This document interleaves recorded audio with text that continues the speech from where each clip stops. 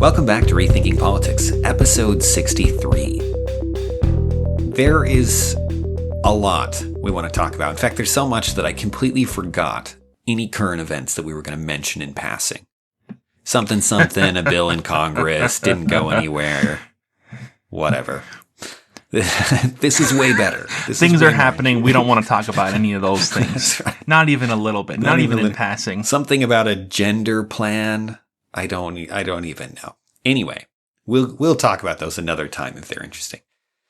We got into some, I guess what you might think of as comparative politics. We're looking at different countries, and it's really interesting. Comparing them in regards to politics. So I don't know why they would call it that, Dan. It's a valid question. Maybe we should come up with a better title, like, I don't know, cultural comparisons. Those aren't allowed, I guess. Those are different. Anyway, what we're looking at here is something that I think very few people have any grasp of. Is we look around the globe, you get different assessments of foreign countries. And to some degree, any assessment is going to be somewhat superficial because you're not going to be able to capture the entire culture and the entire experience of living in the country and what the country's really like in any brief way. Mm-hmm. We joked about how we need to go live in all these countries before we talk to them, and that this would be we just need to find somebody who's willing to pay for this wonderful experiment. To sponsor this trip, yeah. Yeah. Take us a few months. Go tour the world. But in particular, one of the countries we want to talk about is Singapore, because Singapore is so interesting. I had a friend point out to me some things about Singapore that are bizarre, to say the least, and noteworthy. And in some ways, this is a follow-up to what we were saying about China. I mean, when we were trying to do an economic assessment of China and trying to predict what's going to happen there. There's so many people talking about rising world powers, right? Obviously, China is one of them. The population is massive, and that gives them an edge in ways that it's just hard to manufacture in other areas. India is another one. As they're growing and as these things are happening, there's lots of investment, there's lots of motion, and that gives people a sense that the world is changing and that these are the new players, right? These are the new big people. But all of the countries really are moving up or down in similar ways in terms of their economic status and their world influence and their power. And we have very little sense of that most of the time. We don't follow that. We don't track those kind of things. We know about America and we know about threats to the United States. And for those of you I know there are several international listeners, probably get sick of hearing about America. I know you guys also know about America because it's always in the news and in your places too. My apologies for exporting such nonsense most of the time. But it is what it is, right? Thus it is. The world focuses on the few that it sees as the most powerful players. And that's the way history books work. That's the way lots of things work, whether it should or shouldn't. But what's really interesting about this is to dig into the economics, and that's what we want to look at. We want to look at countries that are rising in power, and we want to look at how they're doing it, because there's a lot of what seems to be very bad readings to me of other countries and why they're successful or why they're not. Yeah, we kind of want to play off of a few narratives that are heard on a pretty regular basis. One of those is, look to, an anti-capitalist argument, which is look to these countries that are mostly socialist, that are incredibly prosperous. Look at Sweden, look at, so many other countries that are doing really, really well in terms of prosperity for the average citizen, and say they were able to do this because they got away from the terrible capitalism and adopted these policies that made it so much better. Mm-hmm. And that's something we hear on a regular basis. The other one that you'll hear is, conservatives who say, America is the only option. When it comes to freedom, it's America or bust.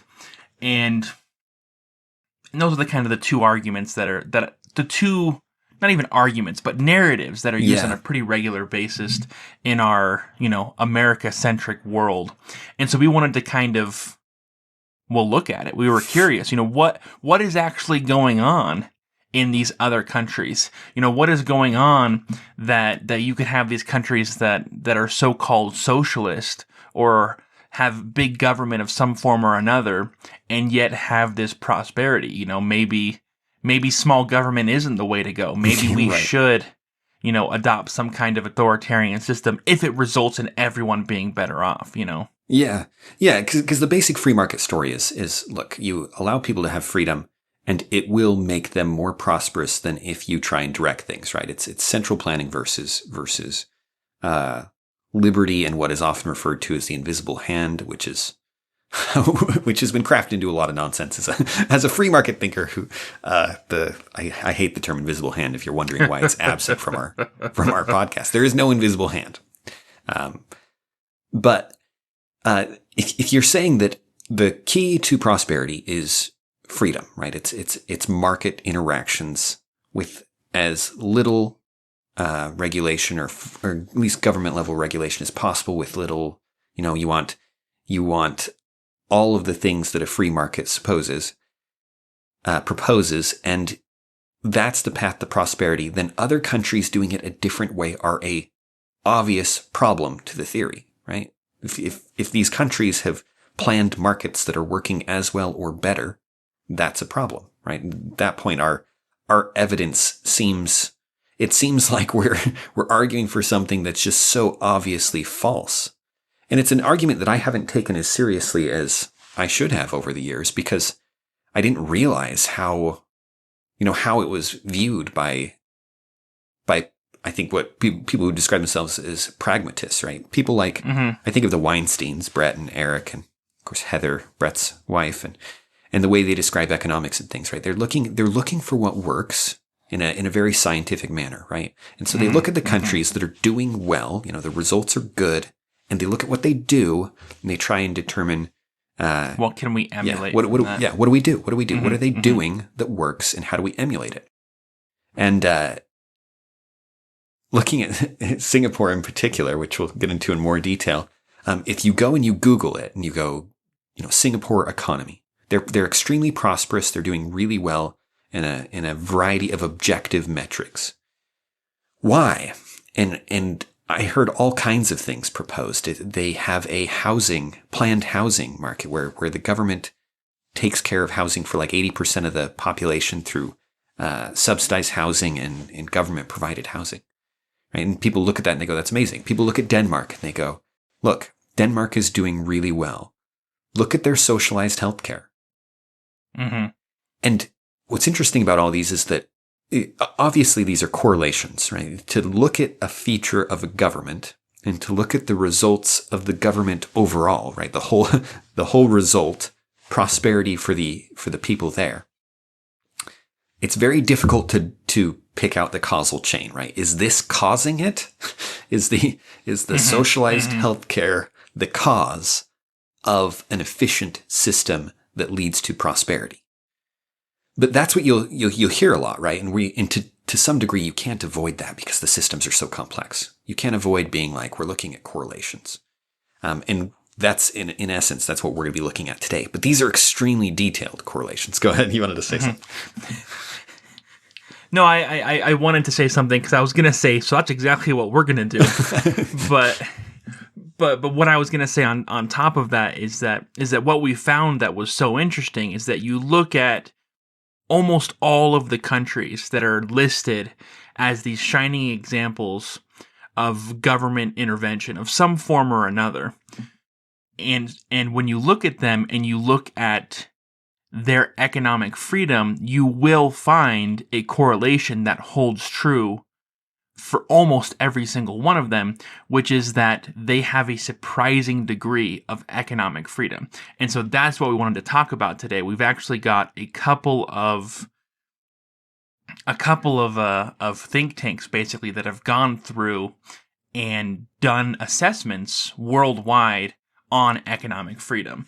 And the first of those is by the Heritage Institute, and they've got their Economic Freedom Index, which ranks the countries on, I think it's 12 different 12 different data sets, 12 different factors, ranging, property rights, judicial effectiveness, government integrity, tax burden, government spending, fiscal health, business freedom, labor freedom, monetary freedom, trade freedom, investment freedom, financial freedom, and they break down each of those into further subsets, which clarify, what they're looking for. And the whole goal of all of these data sets is to assess on a very, a very scientific level, an impartial level, how much economic freedom there is in that country. And then you've got the Fraser Institute, who has basically the same exact thing, but with some different priorities. And they go through and they look at each country based off of a few different factors: size of government, legal systems and property rights, sound money, freedom to trade internationally, and regulation. But basically what both of these institutes are doing is they're looking to find which countries allow people to enter and trade in markets and have their property protected in order to allow them to trade freely with each other. Basically the classic, Austrian economist's view of a free market. Which countries have those? Mm-hmm. And they both have lists, and the lists are a little bit different. But what's surprising is the countries that are at the top of those lists. It is surprising. While you're looking at that, I would just add that you can, as Brett is indicating, a massive amount of data goes into these. They've been doing these for years, both of them, the Heritage and the Heritage. I keep thinking Foundation for some reason. They're a think tank, and probably Institute is the right title. I'm probably going to say Foundation at some point, but the Heritage Institute and the Fraser Institute have been doing these for many years. I want to say decades. Heritage for sure has been doing it for decades. Right. So their methodology is very well thought out and refined in both cases. And as Brad was saying, they prioritize slightly different things. The Heritage Foundation tends to be more conservative, though they are free market. And the Fraser Institute tends to be more libertarian. If I had to pick which one's weighting I prefer, right? Because that's the key. The key is not just the data. The data doesn't explain itself. You have to get the data about the actual things. There has to be analysis of the data. Yeah, and then you have to weight the different factors based on how much you think it influences things, right? And what you want is your weighting to line up with the outcomes, right? So that if you've weighted it properly, then you give significant weight to the law that makes the most difference, right? As opposed to ones that make minor differences. And this takes years of refining, and to some degree at the very closest level, the weighting assessments are going to be somewhat arbitrary. There's no way around it. Yeah, I mean, I'm happy to say that looking at both of these data sets, at any point when you're taking a country and you're refining it down to four or five numbers, even when you're just talking about economics, ignoring everything else. Yeah. There's going to be some, it's not going to be perfect. It's not a hard science, and I don't think either of them are claiming it's a hard science, but it is incredibly useful. It is incredibly especially useful. when they're being this meticulous. Yes, when they're being so meticulous, they're so transparent. You can look at the methodology and you can see exactly how they break it down. You can look at the raw data, even if you want to. And overall, I think it's extremely useful. And especially, I mean, if you've got two countries that, they give you a total score for each country. And if you've got two countries that are scoring really close together, the difference is probably, think of it as a margin of error of a couple points, right? But that's also why we're looking at two data sets instead of one. We're looking at two assessments. We're looking at two reports. And I think people will be really, really shocked at who on here is high up and who isn't. Carry on. Yeah, I was going to say a great example of that discrepancy is, for the Fraser Institute, they have the United States ranked as number 6 out of all the countries, and then Heritage Institute has the United States ranked number 20, which seems like a huge difference. But when you're looking at the difference between number 20 and number 10, it's not a huge difference in terms of their actual score. Right. And of course, their scoring system is different.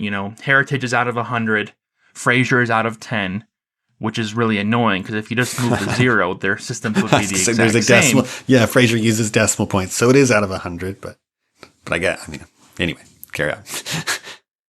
But and you'll see that for many different countries that they do rank them differently, but not drastically. That if you look at who's in the top 20 for Fraser and who's in the top 20 for Heritage, there's a great deal of crossover. Yeah. That there is an understanding that they have both conned on to the same things, which is why they tend to agree in a large number of areas. Right. And Dan's already mentioned it, but Singapore, who is number 1 on the Heritage list, is number 2 on the Fraser list. So they've, there are some things that they definitely agree on, and one of those things is Singapore, which I found extremely odd. The few things that I knew about Singapore were that the government was very heavy-handed. Singapore's famous for their two things, really, in my opinion. It's chewing gum and drug laws, because everyone knows that, you can actually get arrested, you can get heavy fines, you can theoretically even get caned for bringing chewing gum into the country. And if you bring actual drugs into the country, if they're above a certain weight, depending on the drug, it's a mandatory death sentence. Not death sentence is the highest possible sentencing you'll get if you have that amount of drugs. No, if you have above 15 grams of heroin, you will be executed, period. If you have above this many ounces of marijuana, you will be executed, period. And it seems like a very authoritarian government. So having them be the most free economically seemed insane to me, especially when you find out other things about the country, like the fact that so much of the property is government owned or government subsidied, which means government interfered with in some way. It's not what you'd expect at all, Dan. Right, it's not. You mentioned that the Fraser Institute has them as number 2. The Fraser Institute has Hong Kong as number 1. The Heritage Foundation doesn't have Hong Kong listed. And if you're familiar with the political mess around that as China has reabsorbed it, you can see why one of them might not even list it, because it's in many ways it's not an independent country anymore. Yeah, it's changing. Yeah, you go back a couple years and Hong Kong will be number 1 on every list every time. And Hong Kong that's important because Hong Kong actually influenced a lot of these other countries in significant ways, particularly Singapore and New Zealand, who were looking at what Hong Kong did and mimicking a lot of the economic freedoms. It's interesting. A lot of the countries people wouldn't expect on this Heritage Foundation one. I'm looking at Switzerland as number 4, Denmark as number 10, right? Finland is 17, Sweden is right by the United States. The United States is 20, Sweden's 21. Right? These are not countries you think of as bastions of the free market. Mm-hmm, mm-hmm. And yet, or Australia at number 3. Right. That one definitely surprised me. Right, which reminds me to point out, this is not taking into account anything that's happened with COVID. These reports are general policies, not COVID related. Not COVID specific policies. Yes. Australia. Because Australia's got some horrendous COVID specific policies. But it's surprising that a country that would be so restrictive during COVID would be so free otherwise. It's unexpected for sure. Right. And it's interesting. So if you were to ask someone judging the countries based on the Heritage Foundation's index, where the U.S. is number 20, there are a lot of countries where, in theory, a free market thinker would trade straight across the laws, right? They'd be like, I will take the economic laws of Denmark over the economic laws of the U.S. And there's a real argument for that. And if you're looking at Denmark as this bastion of socialism in a moderate socialism that works, that's probably surprising. That's an economic analysis of Europe puts them very differently than when we're looking at the one big policy. When we're looking at, oh, they've socialized healthcare, so that must mean, we make all kinds of assumptions based on that. Which is interesting because I was talking about the videos I watched on Singapore praising their governance and the ways in which the government has planned the economy. And these studies suggest that Singapore is the least planned economy in the world. Right? What does that suggest? Right? This should at least be interesting, right? I'm pointing at this doesn't prove anything, right? But shouldn't that be known that Singapore, which has gone from ridiculous poverty in 1960s to the 1970s, where the Labour Party leaders elected, who are still in charge today, not the same people, but the same party is in charge. They, let me find this quote. This was so interesting. This is what, the party leader, oh my goodness, I didn't write his name down. Silly. I'll post it later. Quote, "Through Hong Kong watching, I concluded that state welfare and subsidies blunted the individual's drive to succeed. I watched with amazement the ease with which Hong Kong workers adjusted their salaries upward in boom times and downwards in recessions. I resolved to reverse course on the welfare policies which my party had inherited or copied from British Labour Party policies." Close quote. This is like late 60s, early 70s.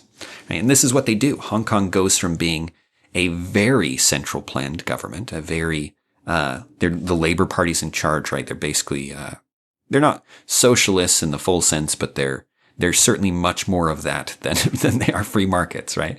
They're the part of the progressive movement per se. And then they start rejecting all these policies. They have, to this day, their welfare system is minimal. They have very little in terms of a safety net. They have, and they thought that was because it would change personal incentives, right? Individual incentives matter. And so they removed those things. New Zealand's another example of this that did this, where they actually had, Labour Party leaders in office who were looking at places like Hong Kong and were like, oh my goodness, all the things that we're trying to achieve through planning occur naturally by changing the incentives in a free market direction. And so they reversed course. It's a really interesting story in New Zealand that we won't get into too much, where the Labour Party comes to the people and says, we have to eliminate all the central planning and subsidies that we've been doing. And they cut it down, like they cut taxes by 50%. They eliminate all kinds of subsidies. They allow for free trade and reduce the tariffs significantly. Like it's a massive overhaul of the government in the direction of free markets that we don't hear about. I know there are European parallels too. European countries that were enforcing labor policies that then shifted significantly back towards free market policies, because they were observing foreign countries that we don't even talk about in the U.S. We don't even look at or think about. Yeah. And said, that's working. Let's do that. And it's interesting, Dan, because a lot of these policies you're talking about, these free market policies, aren't the ones in the United States that we very often focus on. Right. When we talk about socialism in the United States, we talk about, more than anything, we talk about socialized medicine. That is a debate that rages on and on and on. But socialized medicine is just one aspect of the economy. A great example of that is Canada, right? Canada is the socialist country we're always hearing about. And yet on both of these economic lists, Canada is, with the Heritage Foundation, Canada is better than the United States. And then on the Fraser list, it's a little bit behind the United States, but still comparable. But comparable. In both cases, it's not that different from the United States in terms of economic freedom, even though it's a so-called, socialist country, because socialized medicine is just one aspect, and so many, and in many ways, not as important in terms of economic freedom than so many of these other factors. In the United States, we argue all day and all night about things like socialized medicine and whether or not it's okay, with Obamacare. And yet things like Biden's infrastructure plan is far less controversial than Obamacare ever was. And you can argue about how controversial it is, but for sure it's far less controversial than Obamacare.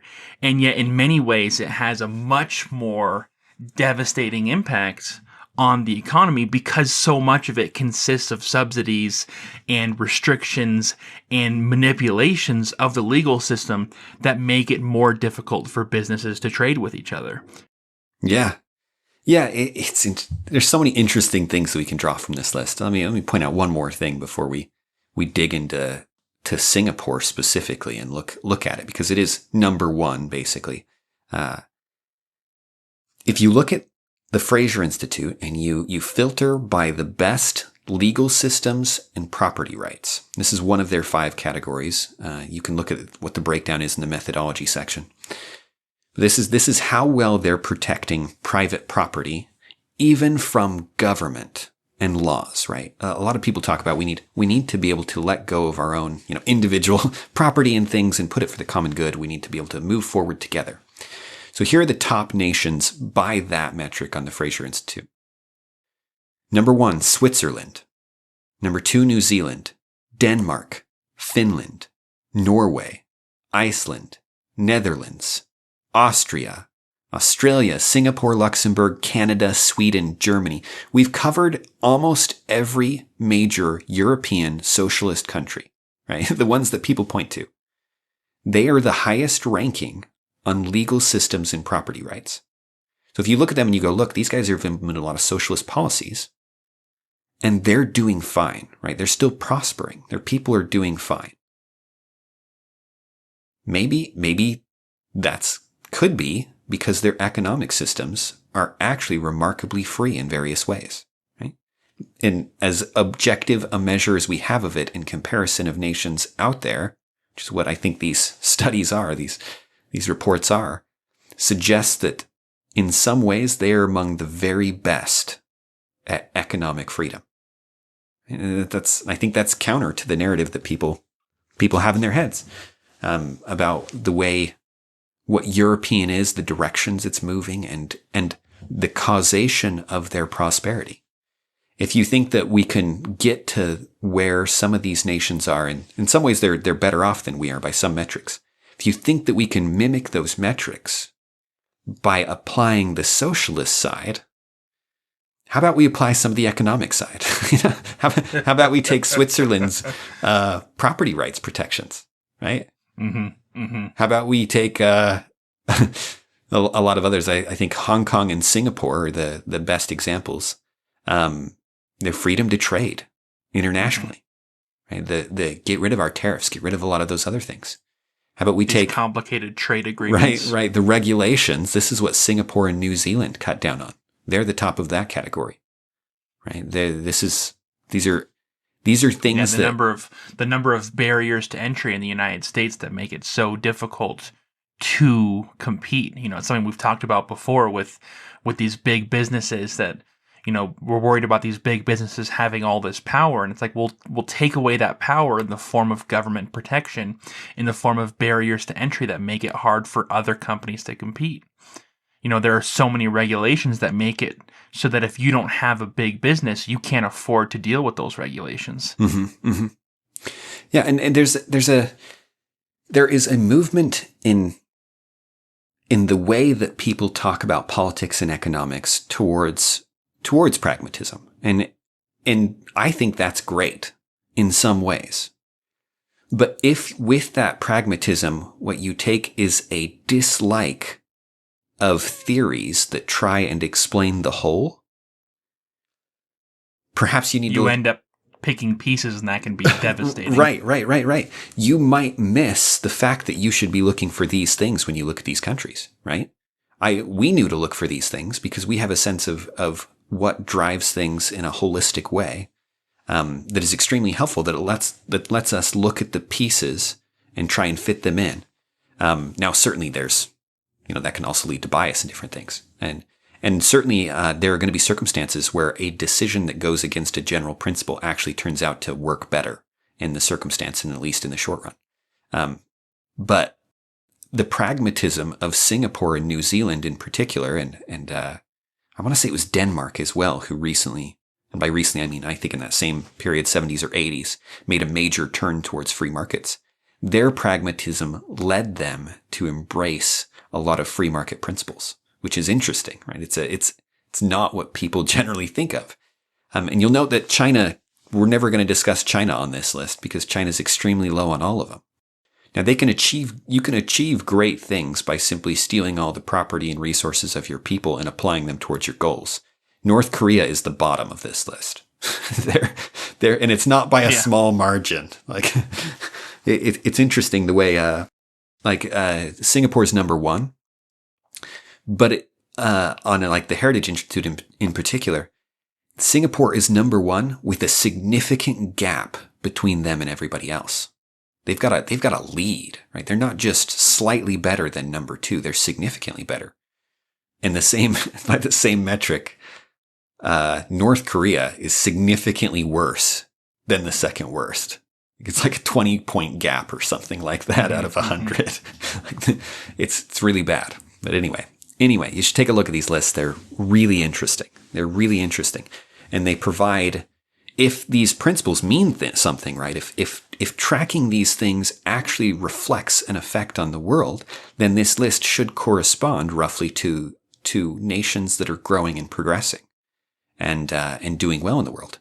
And does it do that? Yes, I think it does. I think it absolutely does. And I think it provides an extremely useful explanation, from the 300-foot viewpoint, right? This isn't looking at specific laws per se, but overall of why nations are doing better or worse in economics, in prosperity. No, and I think there are also some interesting things you can get from it. Like India, for example, is pretty darn low on the list, kind of like China is, and that. At first you'd say, no, it doesn't make sense because India is growing and India is accomplishing more. And say, yeah, but it also makes sense because India is not the powerhouse that it could be.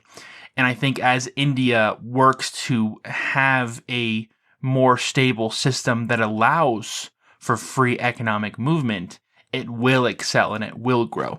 That India and China, just based off of their populations and their productivity, should be dominating the world markets even more than they are now. Especially India should be dominating the world in a way that it's not.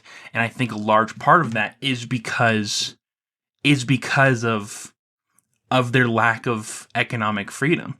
And you can listen to actual stories about India and about what it's like to live in India and the difficulties that there are and the many different issues that make it difficult to be successful in India, and those are very real. Yeah. What's interesting is if you look at some of these, like Singapore is the perfect example, and what you see is a trajectory, right? As they embrace more free market, they become more prosperous and more influential, to the point where Singapore, which is an island of 6 million people that has virtually zero natural resources, can become no reason for it to be successful at all. Right. There is no reason. They don't have the population. They don't have the natural resources. They're an island that I guess I don't know much about the geography there. Their geography may put them in a convenient place for trade and things. But even if they're not, like Hong Kong wasn't in a particularly advantageous place, and it became an economic powerhouse. If Singapore had more people, it would be crazy influential. It'd be way more powerful than China and India. And if you saw India doing this kind of thing, if you saw India have this kind of arc and rise, it would become the world power. It'd become extremely powerful. Singapore's competitive in manufacturing, right? In ways the U.S. just hasn't been for forever, and they're doing that on a tiny island where every bit of land is worth a fortune because it's so small, right? Just so densely packed. It's like 2/3 the size of Manhattan. It's really small. They've become a connecting hub. One of the big things they rank really high on is their international trade, right? This is stuff like tariffs and things like that you want to keep low.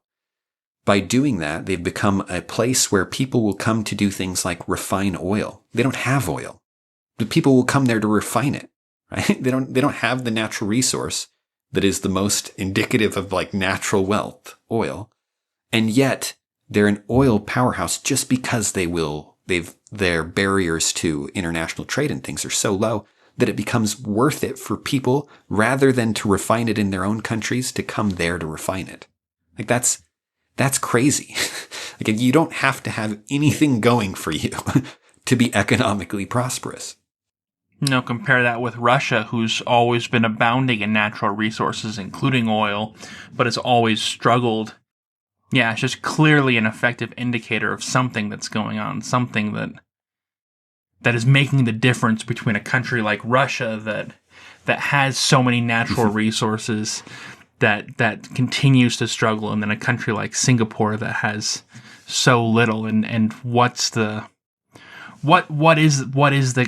connecting point? Is it because if it's that we need more socialized options, then shouldn't a country like Russia that had them even further back in the past be doing better? Or is it something else? Right? Exactly. Looking at Singapore, you mentioned you don't want to. I don't want to live in Singapore, despite their prosperity. Right? If you get the economics right, you will be prosperous.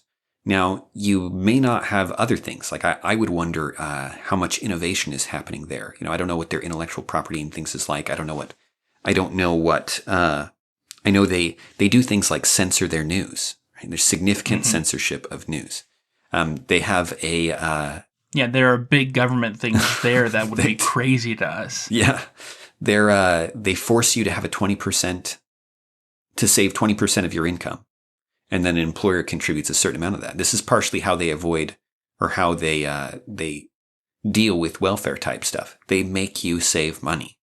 This is not free, right? This is not a liberty, a bastion of liberty. No, not at all. But what they do allow for is they allow people to start businesses and to exchange goods and services and to make money off of that. They don't have a capital gains tax. They don't have a death tax. No inheritance tax at all. Zero. Their corporate tax is half of ours. No, and I think there's 17%.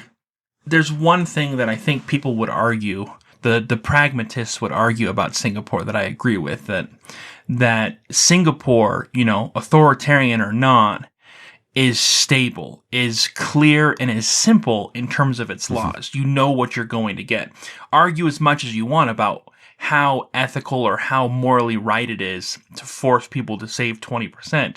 The fact of the matter is that if that's the rule for everyone and everyone understands it, then you can work around it. You can build, a successful career even within that system. You can create your own business, and that doesn't interfere with that as much as having a more complicated, system like, the United States, tax code, which is incredibly complicated and incredibly difficult to navigate. Even though it may be cheaper for many individuals than the Singapore system, the fact that the Singapore system is so simple makes things easier to navigate. It makes it easier for people to prosper. And that's absolutely the case. Yeah. If you consider that 20% as a tax, then certainly there are arguments to be had that their tax rates are really high. If you don't, then their tax rates are actually really low. But that 20% is no joke out of your paycheck, right? That's a big deal. Absolutely, yeah. That's a big deal. Rough. It's an interesting place. The more we looked into it, the more it seems like a place of in some ways, the size of it, like you were suggesting, it makes a big difference, I think. The fact that it's essentially a city-state, and it's a local government in some sense of 6 million people. Right? New York has more people, a lot more people, than Singapore does, and that makes a big difference. But it is interesting in terms of like the scope of what government does. It's relatively small, despite the things they do are big, and like the laws they enforce can often be really oppressive. Really oppressive. The execution of people selling drugs is pretty hardcore. No, absolutely. Absolutely. And so what's our takeaway from this, Dan? What are we learning from Singapore? Are we just wandering in the dark here, or do we have something that we've learned from it? And I asked the question, and now I'm going to answer it, because there are some things that I feel like I've learned from this navigating. And Dan, if there's more points you want to cover, feel free to jump in after I start drawing some conclusions. But for sure, the thing I keep thinking about is these countries saw what Hong Kong had done, and Hong Kong itself did it, and they made changes in order to allow for prosperity, right? That was really their goal. These people weren't like, oh, we love economic freedom. This weren't a bunch of Austrian economists who were enamored with the free markets who were like, we have to do this. No, these were pragmatists who were looking out for their country and said, what can we do to make things better? Look at this. This is working. Let's try and implement it. That's all fine and good because anyone can do that. What's crazy is that they did it. What's crazy is that they were able to do things like get rid of the subsidies. Talking about New Zealand getting rid of subsidies for farmers. That's crazy. The United States has never been able to do that because anytime you try and get rid of a subsidy, those interest groups, throw up a stink and nothing happens because you end up in this gridlock. And that's something that I think is worth talking about, is the fact that in the United States, part of the reason we keep sticking with these 4 or 5 big ticket political issues and ignoring so many other things that are really only thought about and argued about by special interests is the fact that our political system is really just so broken that doing what these countries have done is not possible in our current political makeup. It's just not. It's just not, Dan. I just don't see a way that it could happen the way things are set up now. Which brings me to what I think that the answer is, and I think the answer is federalism. And I keep thinking about the fact that federalism is so associated with the far right, as it's called. Neoconservatives are those who are pushing for federalism.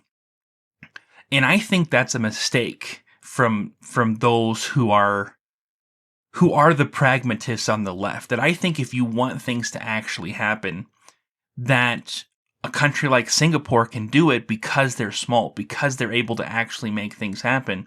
And I think if we allowed the states to have more control over their own economies, that would make a huge difference. Right now, the federal government interferes in the economy in far, far too many ways. And then if we move that over to the states, we'd have some states that were quite restrictive on economic freedoms, and you'd have some states that were much more free, like Singapore, in that economic sense, and you would see immediately, or at least very quickly, the power of that economic freedom. Yeah, I think you're right. Obviously, there are categories of economic freedom that only the federal government controls, things like international trade. Absolutely. But for a lot of them, you're absolutely right. That what you could do is, as you said, is make them let the states do it. Let the states be different and embrace different economic policies. It makes me think, because I'm looking at this, and as we've been talking about it, so many of the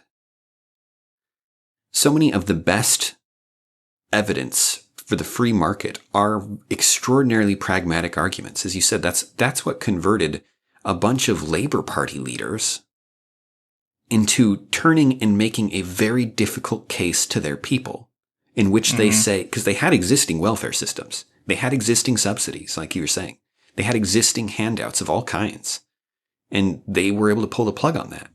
And to make that case, and it's interesting because I don't know if that case had come from another quarter, if they could have made that. It was people who believed in central planning becoming converted to something else and wanting to try something else. And this way of looking at these international countries and seeing the trends they're doing, is, I think, the best way to make these kind of arguments. I think, as one other conclusion from it, I think the reason that I don't think socialized healthcare is a good idea. I think it's a terrible idea. But if you want to have the prosperity to be able to endure a few terrible ideas, to be able to do something like socialized healthcare, or basically have all housing be public housing, the key is to have a ridiculous amount of economic freedom. Because then you have the wealth to do those things. One of the interesting things on this, one of the categories is the scope of government. I think it's in the Fraser Institute one, right? And all of the countries that are doing really well in every other area are doing really badly in the scope of government. And partly or at least not doing well. At least not doing well. Yeah. Middle of the pack. They're not they're not doing well. They're in the middle of the pack, as you said, generally. And that's almost unavoidable because they have so much money compared to other countries. When you have resources, you want to do more with them. You feel like you can politically choose to. You're not starving people, generally speaking, to pass a government program. Unlike places like China and North Korea, where it's coming directly at the expense of the people. And there's a kind of luxury level of government spending that only comes in countries that have remarkably free economies. Yeah, that you can have countries like Canada and Sweden and Denmark that have, a myriad of different government, so-called socialist policies like, parental leave and required PTO and socialized medicine that on paper seem incredibly anti-market, and yet it works because so much of the market is free, right. And that taken as a whole, even factoring in those things, a lot of those countries are more free than the United States right now. Right. That I'd be comfortable, as Dan said, doing a trade for trade in terms of economic laws with some of those countries. In many ways, I'd be okay trading our current economic legal system for that of Sweden's, across the board. We'll take your government interventions over our government interventions because in many cases our government interventions are worse. They are.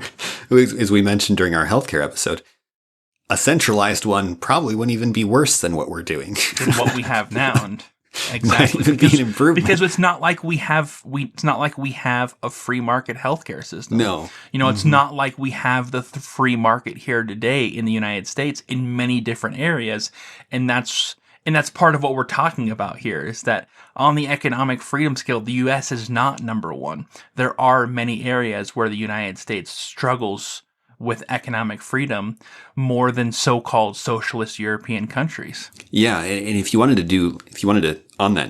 to improve the U.S., like if there's a weak area in which you could move the U.S. forward, the international trade and size of government, I guess, are the two. And their legal system and property rights. They're all right there, kind of middle of the pack. Never mind. I was going to point to a singular one. I was thinking, it's hard. Turns out we're mediocre on several categories. But that, which I'd say is fair. Which is fair. Yeah. We're not horrible in any area, but we're also not great in any area. We're not great in any area except for sound money, which is not even, which some people will be like, what? That's the category I was we about ranked to say, high on? that one's interesting because that one, the Heritage and Fraser disagree on. Mm-hmm.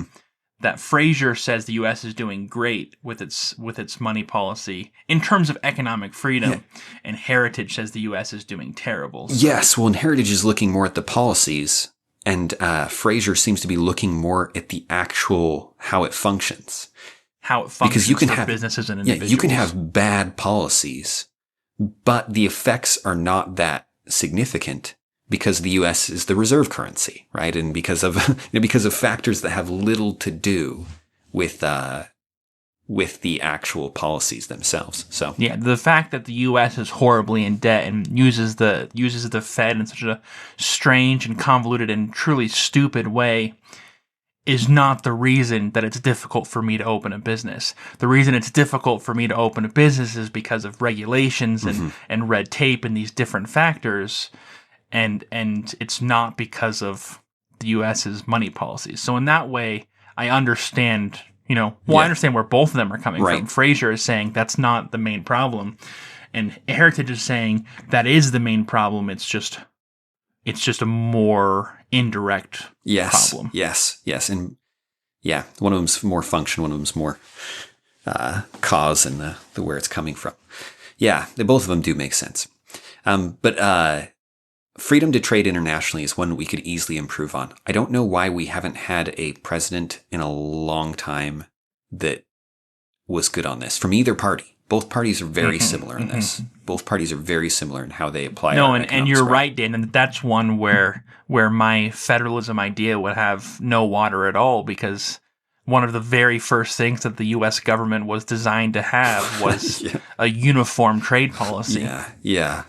But it's also maybe the easiest one to change at the federal level because the president can do it almost unilaterally. I mean, you have to get 2/3 of the Senate to approve any treaty, but they would approve it if you had a president who really, pushed some for more freedom in that sphere. But anyway, interesting stuff. This has been, I've loved looking at this. I look at this we've looked at this before in years past. I've been kind of tracking these things over, I guess nearly a decade now, maybe a decade. Oh my goodness. That's a weird thought. Almost 10 years that I've been looking at these numbers and these reports. And they present a very, very different story of economic prosperity around the world than what we're used to, than the sound bites we get from politicians and other people. And it's not, these are things you don't see. Even if you lived there, you probably wouldn't notice these things, right? You wouldn't come out with a sense of how regulated it is compared to other countries. You wouldn't come out of it with a sense of how sound their money is relative to others, the nuances of their legal system, right? These things are almost invisible, whereas a socialized healthcare system is looming right in front of your face. Yeah, it's these unseen factors that can have a huge impact on how the country actually operates. And with that, thank you for listening.